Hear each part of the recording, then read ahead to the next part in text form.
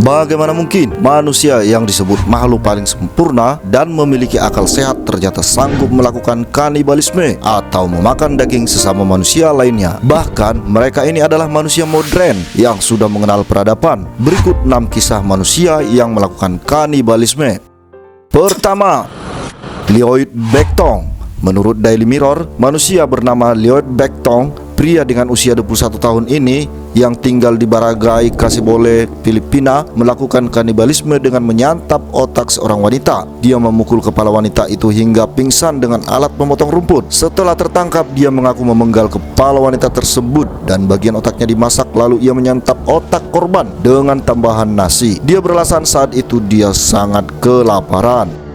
Kedua, Lee Zhenghua, seorang ibu biasanya akan sangat bahagia ketika berhasil melahirkan seorang bayi yang sehat dan normal. Namun tidak dengan manusia ini. Saat itu Lee Zhenghua berusia 24 tahun melahirkan seorang bayi laki-laki dengan sehat di rumah bersalin di Tiongkok. Saat proses persalinan, dia tak sadarkan diri. Ketika dia tersadar, seperti biasa perawat menyerahkan bayinya ke pelukan wanita ini agar disusui. Tak lama ditinggal oleh perawat, terdengarlah suara tangisan bayi yang sangat menggelegar dari ruangan Lee Zhenghua. Perawat dan staf rumah sakit segera bergegas menuju ruangan.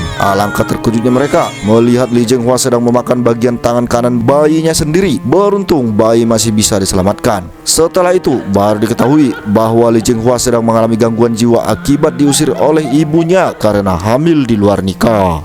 Ketiga, Sumanto, kanibal dari Purbalingga. Siapa sih yang tidak kenal dengan pria ini? Kalau kamu anak 90-an atau 2000-an, pasti familiar dengan kisah yang satu ini. Pada tahun 2003, Sumanto mencuri mayat nenek bernama Mbah Rina, lalu memakan daging jenazah itu. Hal ini dilakukan untuk mendalami ilmu hitam di bawah bimbingan seorang guru ajaran sesat yang dia dapat sewaktu merantau di Lampung tahun 1988.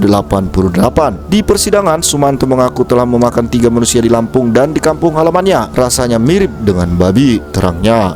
Keempat, Peter Bryant. Peter ditempatkan di dalam rumah sakit jiwa pada tahun 1993 karena dinyatakan gila oleh dokter setelah membunuh anak majikannya. Namun 9 tahun kemudian ketika proses pemindahan dirinya ke rumah sakit lain, dia berhasil kabur. Tidak lama setelah itu dia membunuh seorang korban berusia 43 tahun. Peter memutilasi korbannya menggunakan gergaji dan pisau, memanggang otak korbannya di wajan. Peter mengatakan rasa daging manusia sangat enak seperti daging ayam. Setelah itu dia tertangkap karena gangguan jiwa yang dialaminya. Dia ditempatkan kembali ke rumah sakit jiwa. Bukannya sembuh, Peter malah kembali membunuh pasien lain dan hendak memasaknya di rumah sakit jiwa. Pada saat itu Peter diamankan dan ditempatkan di ruang terisolasi. Sampai saat ini kabar Peter tidak ada yang mengetahui. Kelima, Omaima Nelson. 3 minggu setelah menikah, Omaima membunuh suaminya William Nelson. Hal ini dilakukannya sebab dia menganggap suaminya berbuat kesalahan karena sering memaksa dirinya berhubungan badan. Lah, suami istri pengantin baru, wajar dong. Piye.